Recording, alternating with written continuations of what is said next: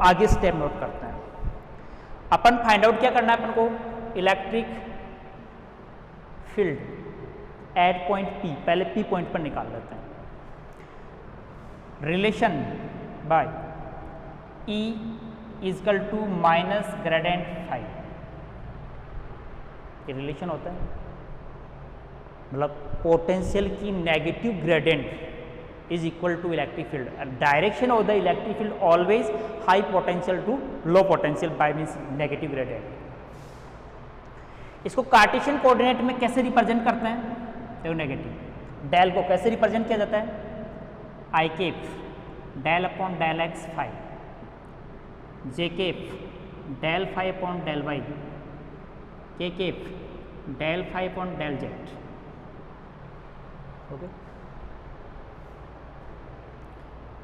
put the value of phi in this, but we separately calculate del phi upon del x, del phi upon del y, del phi upon del z। पहले अपन इनको separately count कर लेते हैं ताकि बाद में अपन complicated एक साथ से डेरिवेशन में कितनी टर्म्स आएगी वो बाद में सब्स्टिट्यूट कर लें। तो पहले मैं calculate the del phi upon del x, मतलब इस फाई का जो एक्सपेंशन नीचे आपको दे रखा है इसको केवल x के रेस्पेक्ट में डिफरेंशिएट करो, मतलब y and z is constant here, a also constant, k q also constant. तो देख k q तो एडिटिव रह जाएगा, ठीक, आपको इसका बड़ा एक्सपेंशन बनेगा पर पहले ले लेते हैं।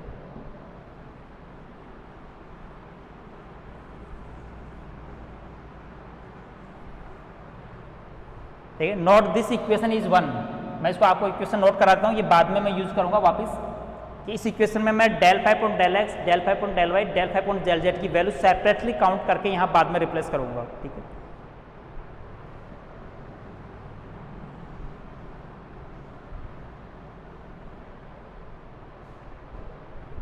पहला del phi upon del x is equal to, मैं वहां से फाइव उठा रहा हूँ, के की कांस्टेंट है 1 अपॉन अंडरूट का नेगेटिव 1/2 और जो ब्रैकेट में है इसकी पावर कितनी हो जाएगी 3/2। ये जो ब्रैकेट क्वांटिटी है वो सेम क्वांटिटी है, ऊपर 2x हो जाएगा कि y का z माइनस a का 0, मतलब ये फर्स्ट इसका डिफरेंशिएशन हो गया। सेकंड नेगेटिव पहले से लग रहा है, फिर negative half same bracket second की पावर 3/2 और ऊपर कितना जाएगा 2x सेम वापस ब्रैकेट, और दिस ब्रैकेट इज दिस जो रूट में है, z प्लस a का z माइनस a का डिफरेंस है उसमें, सेकंड ब्रैकेट है वो फर्स्ट ब्रैकेट है, सिंपल डिफरेंशिएशन फॉर्म है। 2 से 2 दोनों में कैंसिल, देखो ये नेगेटिव नेगेटिव पॉजिटिव, ये टर्म पॉजिटिव हो जाएगी, 2 रहेगा नहीं, पहले इस टर्म को रख लेंगे बाद में इस टर्म को एग्जिट कर लेंगे। दोनों में x x कॉमन है, qx, ठीक है, पहले मैं पॉजिटिव वाली टर्म लिख दूं, पॉजिटिव वाले टर्म में अंदर ब्रैकेट में क्या है x square plus y square z plus a का स्क्वायर की पावर 3/2। सेकेंड वाली टर्म पहले क्यों पॉजिटिव बनेगी, ये नेगेटिव बनेगी। Second term x square y square z minus a का स्क्वायर की पावर 3/2, मतलब अपने पास एक पार्शियल डिफरेंशियल ऑर्डर कंप्लीट हो गया, जो अपन को वहां सब्स्टिट्यूशन करना है इक्वेशन 1 में, remember. Similarly we difference del phi upon del y, same 5, वही के क्यू वाई आ जाएगा, y वाले में सेम पॉजिटिव रहेगा, k की वाई, ऊपर वाई कॉमन आ जाएगा, 2 कैंसिल हो जाएगा, वही ब्रैकेट बन जाएंगे same, x square y square z plus 1 का स्क्वायर की पावर 3/2,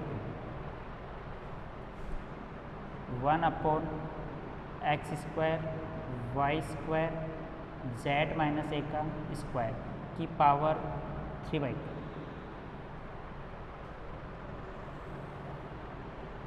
ये सेकेंड डेरिवेटिव, ठीक है। Third, with respect to z की थोड़ा डिफरेंट है कि जेड माइनस 8 जेड प्लस से है। मैं दोबारा अगेन कंप्लीटली वापस रिसॉल्व कर देता हूँ। Del phi upon del z is equal to k q, तो कॉमन आ ही जाएगा, ब्रैकेट में -1/2 और जो फर्स्ट ब्रैकेट है वो सेम, इसकी पावर 3/2। ऊपर देखिए एक्स स्क्वायर वाई का 0, जेड माइनस 1 का स्क्वायर है, तो पहले एक्स स्क्वायर 2x, तो मतलब 2z माइनस 1 और फिर z का, a का तो 0 हो जाएगा, z का 1, पॉजिटिव हो गया। फिर है नेगेटिव, ये मतलब फर्स्ट ब्रैकेट कंप्लीट, सेकंड का फिर नेगेटिव हाफ, सेकंड ब्रैकेट 3/2, ऊपर 2z प्लस a, z का वापिस 1,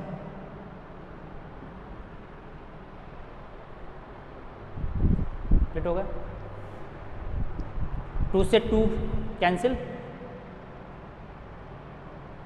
पहले नेगेटिव ने पॉजिटिव बनाया, इस टर्म को पहले लिख देंगे, ऊपर कॉमन, जो कॉमन नहीं है, एक में z माइनस है, एक में z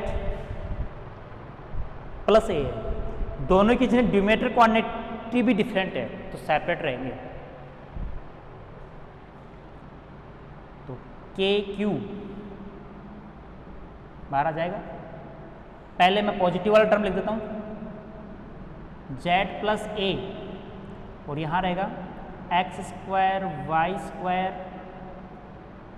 जेड प्लस 1 का स्क्वायर की power 3/2, negative z minus a, x square y square z minus 1 का स्क्वायर की पावर 3/2। ये किसकी वैल्यू है अपने पास,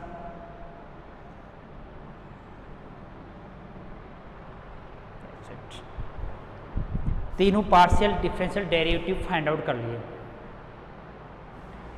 इन तीनों वैल्यू को कहाँ रखेंगे, जो इक्वेशन 1 दिया था, to find the electric field at point P, del phi upon del, ये आई कैप से मल्टीप्लाई हो जाएगा, ये जे कैप्स हैं और ये के कैप्स हैं, और अपने पास 6 टर्म का डेरिवेशन बन जाएगा।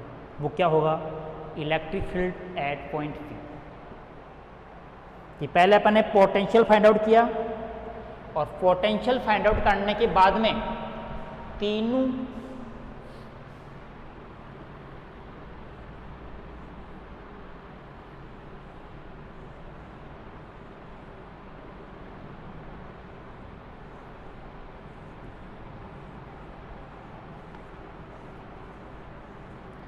तीनों डेरिवेटिव वापस में सब्स्टिट्यूट करेंगे, तो इलेक्ट्रिक फील्ड का डायरेक्शन अपने पास बन जाएगा E इक्वल टू, तो नेगेटिव पहले था उसमें, पहले आई कैप वाला, तो अब वो del phi upon del x, del phi upon del y, del upon del z, तीनों की वैल्यू को अपन यहाँ सब्स्टिट्यूट करेंगे। तीनों में देखिए अपने पास जो तीनों डेरिवेशन की फर्स्ट टर्म्स है, सबका जो डिनोमिनेटर सेम है, सेकंड टर्म का डिनोमिनेटर सबका सेम है, तो पहले 3 सेम डिनोमिनेटर वाले टर्म एक साथ रख लेंगे। तो उसमें देखिए पहले केर क्यू में कॉमन ले लेता हूँ, x i cap, y j cap और जेड प्लस ए क्या जाएगा, के केप, और तीनों के नीचे डिनोमिनेटर क्वांटिटी है x square y square z minus plus वाला प्लस ए का स्क्वायर की पावर 3/2, इसमें हाफ ब्रैकेट बड़ा वाला लगा दो तो ये फर्स्ट टर्म बन जाएगी 3, मतलब 6 टर्म थी उसमें से 3 टर्म मैंने एक जगह लिख दी है। सेकेंड वाली में सब में नेगेटिव है, के क्यू मैंने बाहर ले लिया,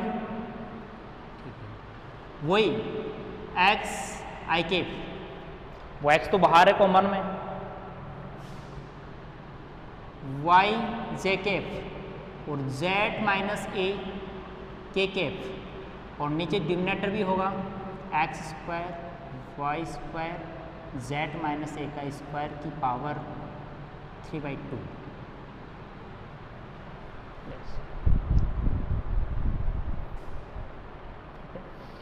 यहाँ तक अपने पास सिंपली डिफ्रेंशिएशन किया है, जो पार्शियल डिफ्रेंशिएशन में एक्स के पास में वैल्यू रख के तीनों जो 6 टर्म बन रही थी उसमें 3 टर्म्स को मैंने एक जगह यूज कर दिया।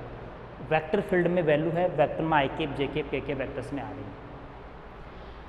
अब देखिए अपन नेक्स्ट कि electric field near to the plate but near to the surface of boundary,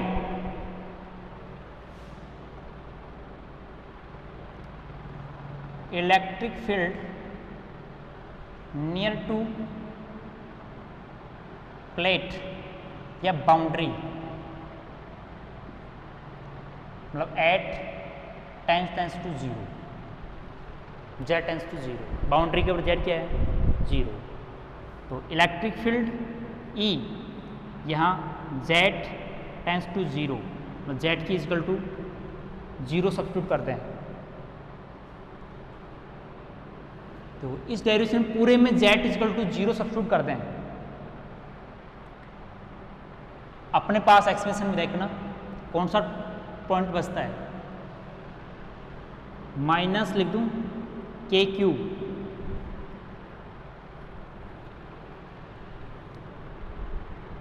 x i cap y j cap a k केफ,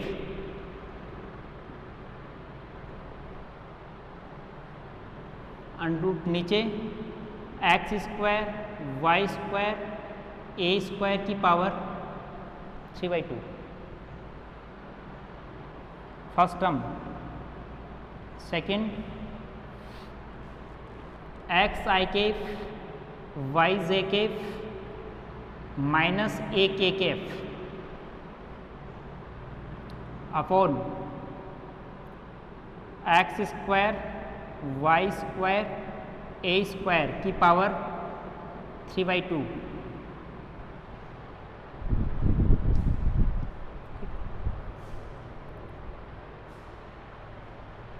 अपने पास यहाँ यदि इसको रिसोल्व करें तो स्टार्ट की 2 टर्म्स कैंसिल हो रही है और लास्ट वाली टर्म्स ऐड हो रही है, नेगेटिव नेगेटिव पॉजिटिव हो जाएगा,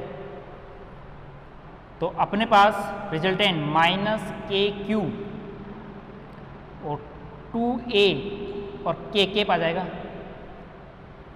और नीचे क्या रह जाएगा अपने पास वही सेम, दोनों डोमिनेटर सेम है, x square y square a square की पावर 3/2, मतलब electric field near z tends to 0, मतलब सरफेस टू नियर। देखिए अपने पास जो इलेक्ट्रिक फील्ड की वैल्यू आई है ऑन द बाउंड्री या near to the boundary of conductor plate is normally, ये के डायरेक्शन है only, external tangential component is 0, और ये प्रूफ है, पहले अपन जानते हैं कि on the charge surface electric field is only normal, tangential component always 0, तो यहाँ देखिए बाउंड्री के ऊपर ओनली के डायरेक्शन है, मतलब normal along to z axis है, और नेगेटिव ये बता रहा है कि नॉर्मली इनवर्ड है, मतलब सरफेस नेगेटिवली चार्ज्ड है, नॉर्मल है और इनवर्ड है तो मतलब नेगेटिवली सरफेस है। तो अपने पास इलेक्ट्रिक इमेज मेथड से अपने बाउंड्री नियर टू भी इलेक्ट्रिक फील्ड निकाल लिया, कहीं किसी पॉइंट पर एक्स वाई का वैल्यू रख के अपन निकाल सकते हैं, और बाउंड्री पर भी निकाले जो एक्स वाई का फंक्शन है, is the function of x y not is z, z तो 0 है नियर, ठीक है। तो अब अपन गाउस लॉ यूज करके नेक्स्ट क्या निकाला है? Surface charge density sigma. तो by Gauss law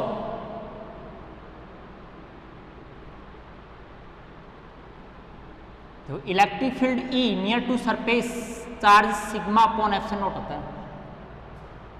then sigma is equal to epsilon naught E, लेकिन वो भी कहां पर?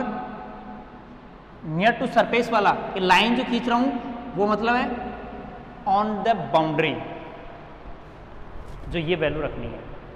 लेकिन sigma is the scalar, also the value of magnitude in scalar. मतलब इलेक्ट्रिक फील्ड का मैग्नीट्यूड ही रखा जाएगा, के केप नहीं। के केप तो केवल इलेक्ट्रिक फील्ड वेक्टर में इलेक्ट्रिक डायरेक्शन बता रहा है, यहाँ मैग्नीट्यूड नेगेटिव तो नेगेटिव, पॉजिटिव है तो पॉजिटिव। ये वैल्यू रखेंगे तो अपने पास आ जाएगा negative 2 epsilon naught k q a upon x square y square a square की पावर 3/2। ये क्या आ गया? सिग्मा, जो किसका फंक्शन है? एक्स वाई का। इलेक्ट्रिक इमेज मेथड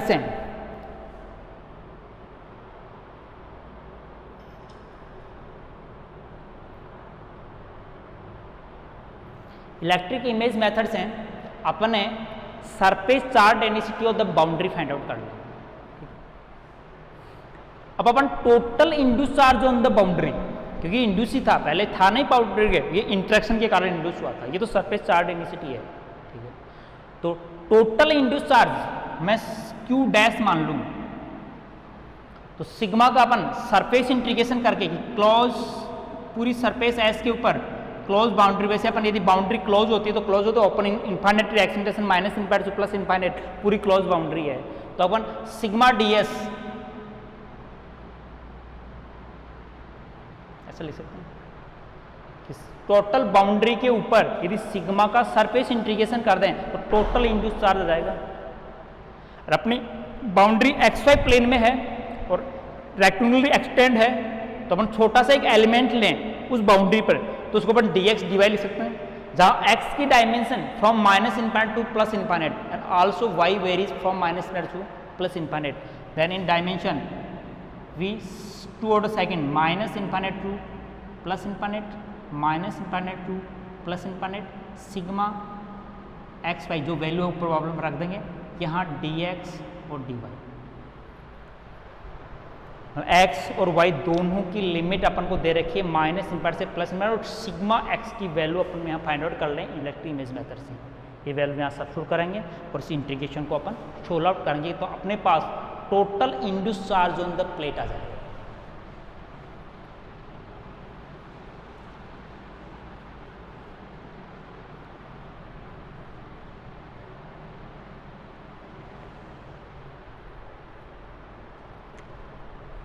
देखिए इस इंटीग्रेशन में वैल्यू में यहाँ सिग्मा की वैल्यू सब्स्टिट्यूट कर रहे हैं, जो कॉन्स्टेंट्स है वो बाहर ले लेते हैं। देखो -2 एप्सिलॉन नॉट, के कॉन्स्टेंट है, क्यू कॉन्स्टेंट है, ए कॉन्स्टेंट है, बाहर आ गया। इंटीग्रेशन दोनों रहेंगे minus infinity to plus infinity, minus infinity to plus infinity, ऊपर dx dy और नीचे अपने पास x square y square a square की पावर 3/2। इंटीग्रेशन लगे। देखिए अपन इस इंटीग्रेशन को सोल्व करते हैं। यहां पर सेपरेटली अपन तो सेकंड ऑर्डर या सेकंड 2 वेरिएबल इंटीग्रेशन करते हैं। किसी एक वेरिएबल का इंटीग्रेशन पहले करते हैं, जब दूसरा इंटीग्रेशन को कांस्टेंट एज्यूम करते हैं। जैसे अपन पहले y के रेस्पेक्ट में कर लें तो x वाला कांस्टेंट रहेगा, बाद में इंटीग्रेट हो जाएगा, x कांस्टेंट माना जाए। यदि y के पहले करेंगे तो x का पहले करेंगे तो y कांस्टेंट हो जाएगा। तो अपन पहले मैं इसको किस रेस्पेक्ट में से लिख लेता हूँ, -2 epsilon naught k q a, ठीक है। इसको मैंने माइनस इन्फिनिटी से प्लस इन्फिनिटी, ठीक है। पहले इंटीग्रेशन माइनस इन्फिनिटी से plus infinity dy x square y square a square की पावर 3/2। पहले इस इंटीग्रेशन को कर लेते हैं, फिर dx इंटीग्रेशन कर लेते हैं। कोई फर्क नहीं है, सेम एजिटिव लिखा है मैंने। इतना है कि पहले अपन ये जो अपना ये ब्रैकेट दे रखा है मैंने, इस इंटीग्रेशन को पहले अलग से सोल्व करना है और फिर अपन x के रेस्पेक्ट में सोल्व कराएंगे। तो इस समय जो इन डॉट डॉट वाला जो इंटीग्रेशन है y के रेस्पेक्ट में करना है, x यहाँ पर कांस्टेंट है, इसको कोई अपन अलग कांस्टेंट मान सकते हैं। तो मैं यहाँ से कि ये जो q डैश की स्टेप है इसको कैप्सल कर दो पहले यहाँ, ताकि थोड़ा इजी होता है। आप पैरेलल चलना चाहो तो पैरेलल भी चल सकते हैं, इसमें कोई दिक्कत नहीं है, क्योंकि अपन इस डॉट डॉट वाले को इसको पहले सोल्व कर लेते हैं। ठीक है, मतलब क्या इंटीग्रेशन सोल्व करना है, minus infinity to plus infinity dy x square plus y square a square की पावर 3/2। ठीक है, इसको सोल्व करना है। तो let x square plus a square is equal to कोई अल्फा स्क्वायर, जो एक्स आल्सो भी कांस्टेंट ए आल्सो कांस्टेंट, तो अल्फा कोई कांस्टेंट मान लो ताकि थोड़ा सा इजी हो जाए। इंटीग्रेशन लिमिट में कोई फर्क नहीं पड़ेगा।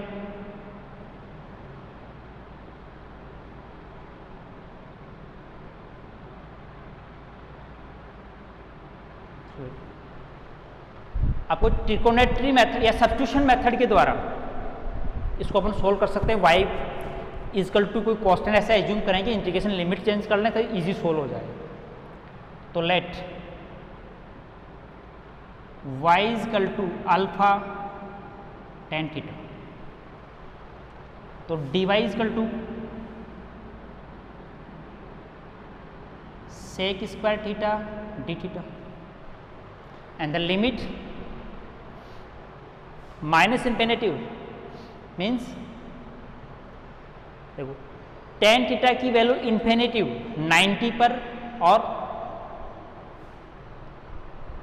नेगेटिव माइनस थीटा से प्लस थीटा, जब वेरिएशन होता है 0 से इन्फिनिटिव 90 पर आता है और नेगेटिव इन्फिनिटी कहाँ पर आता है 270 से 35। अपन यहाँ यूज करेंगे, अपन एक टेन का जो ग्राफ होता है अपन 0 के ऊपर 0, फिर 10 90 के ऊपर क्या होता है इन्फिनिट, फिर 80 के ऊपर क्या होता है 0 और फिर 270 के ऊपर क्या होता है फिर नेगेटिव।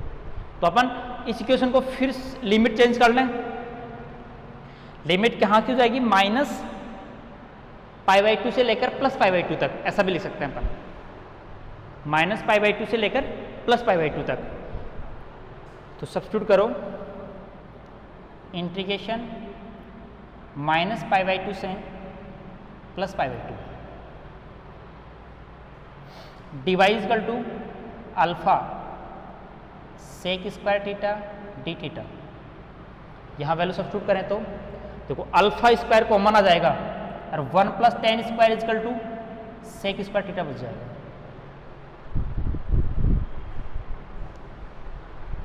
ठीक है, सेक स्क्वायर से सेक स्क्वायर कैंसिल, अल्फा से अपने पास क्या बचा 1 अपॉन अल्फा बाहर आ जाएगा, माइनस π/2 से प्लस π/2 डी थीटा। थीटा का इंटीग्रेशन थीटा, तो मतलब क्या आ गया पाई, तो पाई अपॉन अल्फा। तो फर्स्ट इंटीग्रेशन की वैल्यू क्या वैल्यू आ गई 5 upon alpha, where alpha is underroot x square plus a square. तो अल्फा स्क्वायर इजकल टू, जहाँ पर भी अपन को रिक्वायर्ड होगी अल्फा स्क्वायर, अल्फा की वैल्यू अपने पास आ जाएगी, ये अल्फा के टर्म में x square plus y square के टर्म में आ जाएगा। इस इंटीग्रेशन की वैल्यू क्या कर रहा हूँ, फिर रिपीट कर रहा हूँ कि इस डॉट डॉट वाले इंटीग्रेशन की वैल्यू 5 अपॉन अल्फा आ गई और अल्फा की वैल्यू है under root x square plus a square, ये मैं यहाँ सब्स्टिट्यूट कर रहा हूँ और उसका इंटीग्रेशन 3/2। एक बार ये ध्यान, थोड़ा स्क्वायर का पावर देख लेना, शायद सेव हो गया। ए स्क्वायर अल्फा स्क्वायर, तो alpha square sec square theta की पावर 3/2, तो क्यूब में रहेगा, सॉरी ठीक है, तो क्यूब में रहता 1/α² और इंटीग्रेशन -π/2 से +π/2 1/sec थीटा मतलब cos थीटा बच जाएगा और d थीटा। अब cos थीटा का इंटीग्रेशन sin थीटा। देखिए अपन sin थीटा की लिमिट वही π/2 से -π/2 या इवन फंक्शन होता है तो डबल कर दो, तो 2/α² 0 से π/2 cos theta d theta, 2/α² sin theta 0 से π/2, π/2 1 0 0 साइन का अपन पास क्या जाएगा यहाँ 2/α²।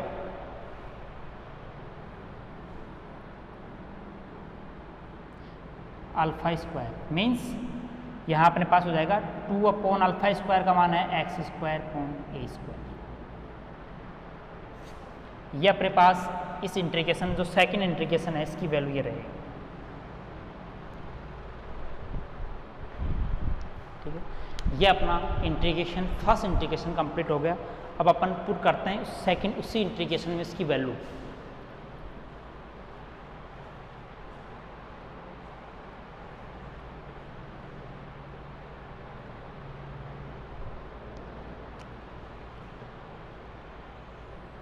देखिए यहां पर वापस आ रहा हूं, q dash equal to -2ε0 kqa integration -∞ से +∞। यहाँ आ गया अपने पास 2/x² dx। ठीक है, 2 बाहर ले लो, फिर -4ε0 kqa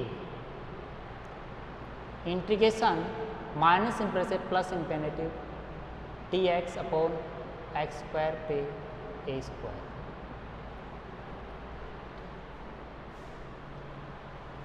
अब फिर सब्स्टिट्यूशन इंटीग्रेशन में लेट कंसीडर वही कर लेते हैं कि let x equal to a tan theta, तो dx equal to a sec² theta d theta. Limit -π/2 से +π/2 -4ε0 kqa लिमिट अपने आ जाएगी -π/2 से लेकर +π/2। dx इजकल टू है a sec² theta d theta, नीचे आ जाएगा a² कॉमन sec² थीटा।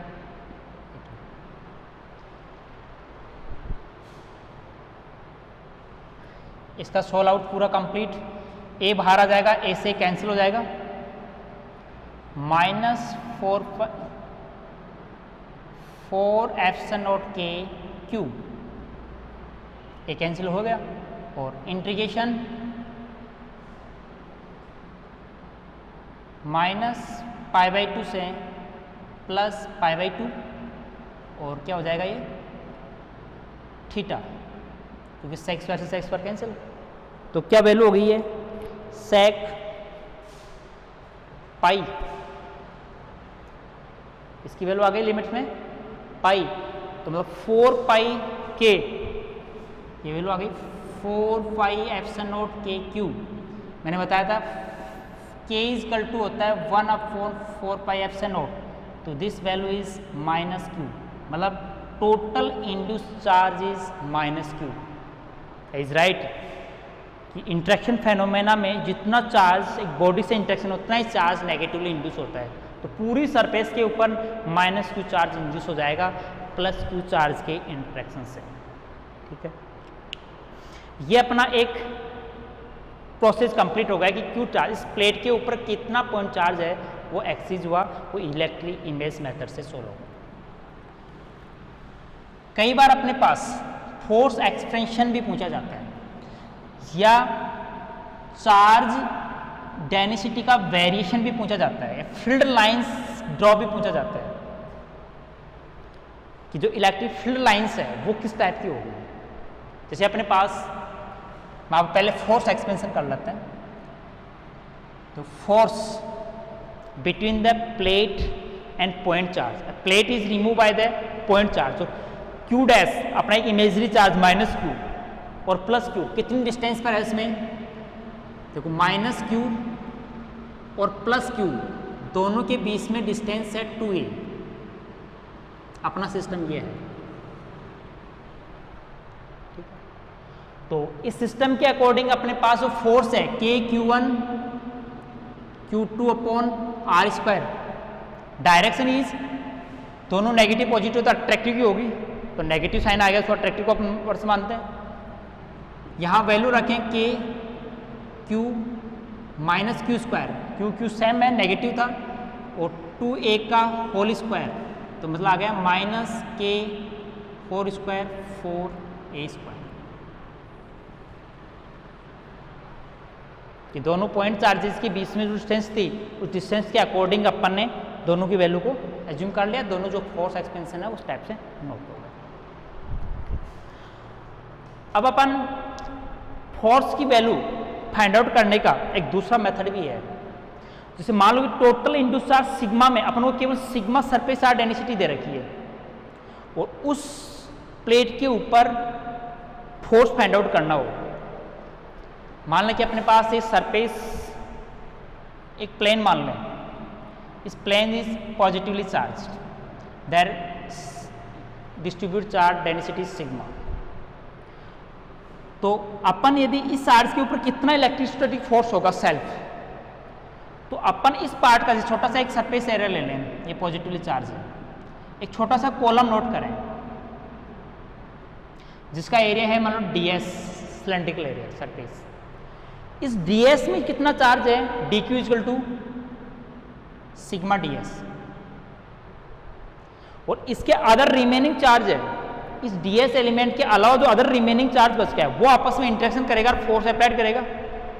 तो यहां पर इलेक्ट्रिक फील्ड की वैल्यू कितनी है, सिग्मा अपॉन एप्सिलॉन।